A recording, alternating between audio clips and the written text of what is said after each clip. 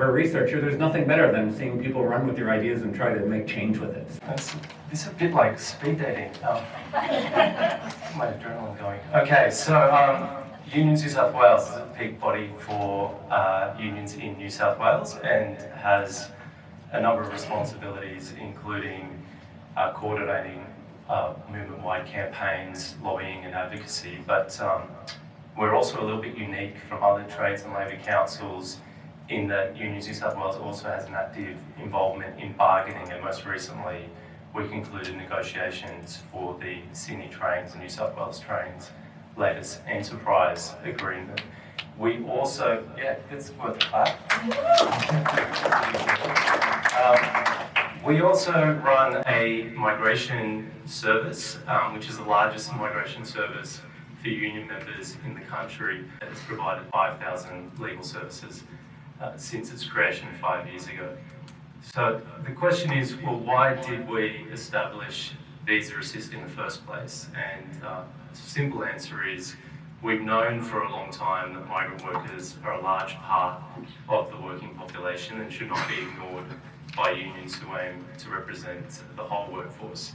But also the particular extent to which migrant workers are being and have been exploited and are more vulnerable to exploitation than local workers and therefore need union support is a major reason for why we established Visa Assist. And that first came to our attention in 2016 with the 7-Eleven scandal. And I think many of you will be familiar with that scandal. It was triggered by a joint investigation by Four Corners and the Fairfax media, where they discovered that a number of 7-Eleven franchisees had been seriously underpaying their largely young and migrant workforce, either by paying significantly less than what they were legally required to pay, or alternatively by paying the legal minimum by demanding, well, they were paying the legal minimum, but then demanding staff pay back a component of their wages to their employer. So following that report, there was a Fair Work Ombudsman raid of about 20 7-Eleven franchisees across Australia, which also found 60% of them were underpaying their workers. And a panel was set up by the parent company and famously chaired by Alan Fells, who was then sacked when he estimated the underpayment bill to be roughly $100 million. And what he had revealed in that was that this was systematic targeting of migrant workers for exploitation and the adoption of a migrant exploitation business model by a large employer to make excessive profits. Since the exposure of 7-Eleven, $100 million in a wage theft scandal is nowhere near the biggest wage theft that we're seeing by big companies. It's become increasingly common for big sort of wage theft scandals to be exposed. But it was really the first most prominent one that we came across and what triggered us to really start looking into this space. The high level of workplace exploitation that was also being reflected in our own research, and over the past 5 years as part of our program we've reviewed over 10,000 job advertisements which are published online but published in foreign languages.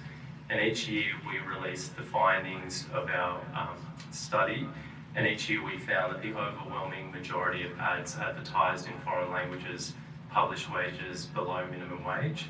And in last year's report we found 60% of jobs advertised in foreign languages had wages below minimum wage advertised. And this is in a post-COVID environment. Prior to COVID in 2019, we saw that the compliance rate the non-compliance rate was 88%. So overwhelming majority of ads targeting migrant workers are still advertising rates of pay below minimum wage. Our research is reflected in the academic research. So if you look to particularly Lauren Bassina's work from UTS and UNSW, they've released reports where they've surveyed over 4,000 migrant workers, and they found significantly that these workers are underpaid. 70% migrant workers report being paid below minimum wage, some earning as low as $12 per hour.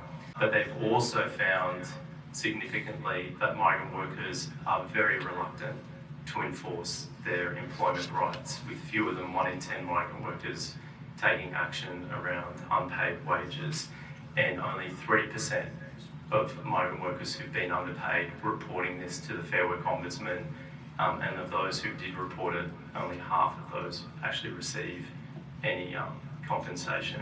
So that the academic research, our research has revealed that there really is a precarious nature to working as a migrant in Australia, and working on a visa puts you in a very vulnerable and exploitative situation in most cases. So that raises a question for unions. Why are migrants so vulnerable and reluctant to report?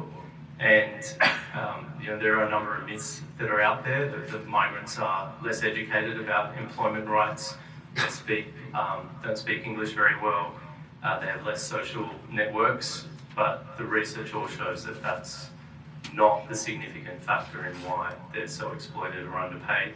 In fact, most migrants that we've spoken to, but also this is reflected in the academic research, are aware of what the minimum wage is and are generally aware when they're being underpaid or being exploited at work. A better answer is that migrant workers in Australia are just uniquely dependent upon their employers, and therefore more susceptible to poor treatment and exploitation. So rather than this being an individual problem, like most other incidents of worker exploitation, it's predominantly a structural problem, and that's because the visa rules limit the occupation, they limit the location or the specific employer where a migrant is allowed to work, and also the number of hours that a migrant worker can work can be limited as well. So then the next question is, well, why are so few migrants union members if they're so exploited and underpaid and mistreated at work?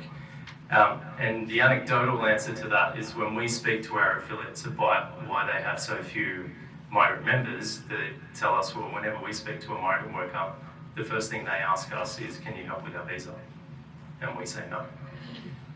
And so treating migrant workers just like any other member or any other worker to organise just doesn't work. You have to address what is a specific issue to them, which is the visa issue. And so that's really why we established Visa Assist, to fill that gap, which is to provide the necessary tools for unions to actually provide support to migrant workers who need help with their visa.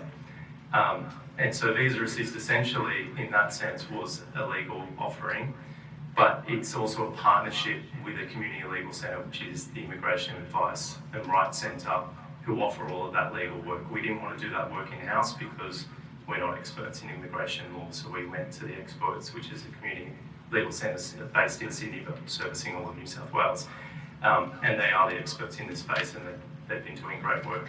But apart from just doing legal work, it's also an organising project, and since the creation of the project, we've developed a large network of migrant worker activists, mostly people who've been assisted by the service who now give back to the service by organising online communities and recruiting people into their unions, but also assisting them in accessing the service to get support.